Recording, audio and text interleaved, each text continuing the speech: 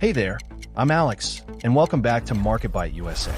We got a lot to unpack today across equities and commodities. Here's the thing about making money in the markets. It's all about timing your trades with accurate, up-to-the-minute insights. That's exactly what we're here to give you every single day, a daily market analysis video. So stick with us as we dive into today's action, break down what's moving and why, and then set you up for what to expect when the bell rings tomorrow. Before we jump in, if you're not already subscribed to Market Byte USA, hit that subscribe button and give this video a like.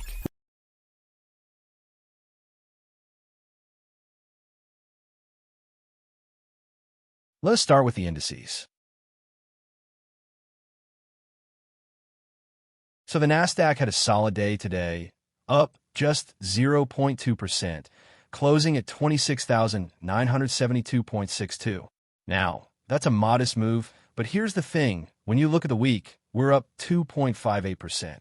That's pretty nice. The big story today was really in the software and cloud space. We had some major enterprise software names absolutely crushing it, and that lifted the whole tech sector. You're seeing money rotate into these big cap tech plays as people feel a little more confident about earnings.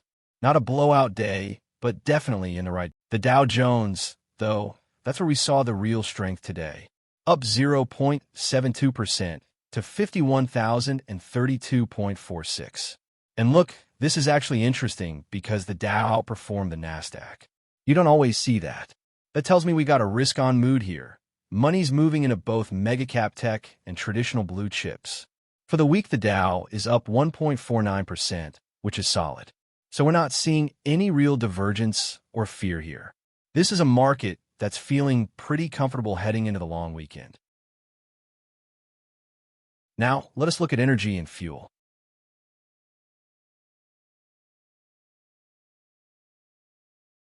Oil slipped a bit today, down 1.28%, sitting at 87.76 a barrel. But the real story is the week, we're down 8.92%. That's a pretty sharp drop. And honestly, it makes sense.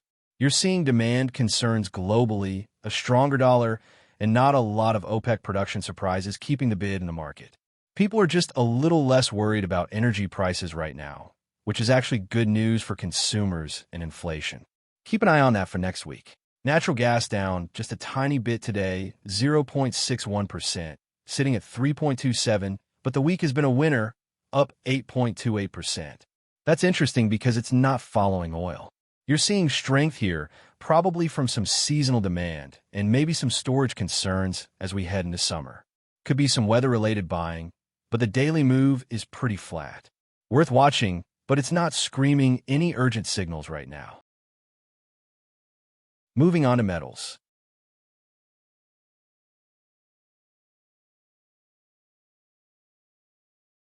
Gold is doing what gold does when people get a little nervous. It's up 1.57% today to 4,569.90.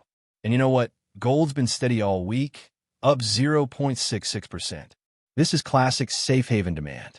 You've got some inflation concerns floating around. The Fed is getting pushback on rate hikes. People want something tangible. Gold's not exploding, but it's definitely getting attention. It's a signal that there's some anxiety under the surface, even though stocks are doing okay.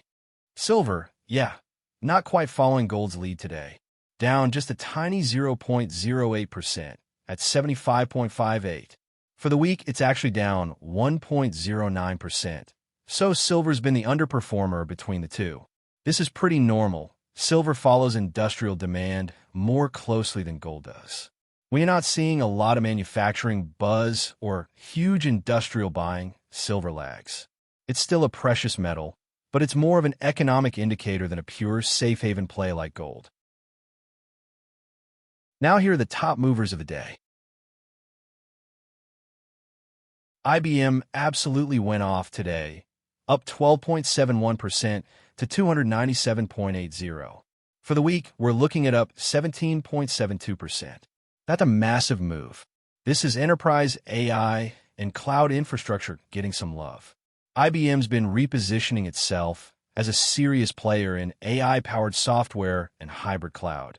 and it looks like investors are finally pricing in that turnaround narrative. This is the kind of big mover that gets people's attention, and honestly, that's a big one.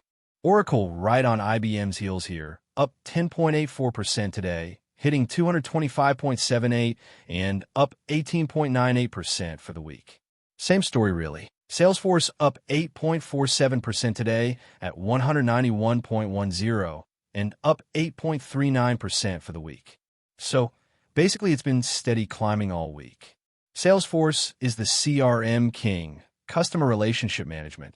And when enterprise software is hot, Salesforce gets its share of the love. They've been investing heavily in AI integration, and their platform is seeing good adoption. Not as explosive as IBM or Oracle, but definitely riding the same wave and showing good, consistent strength.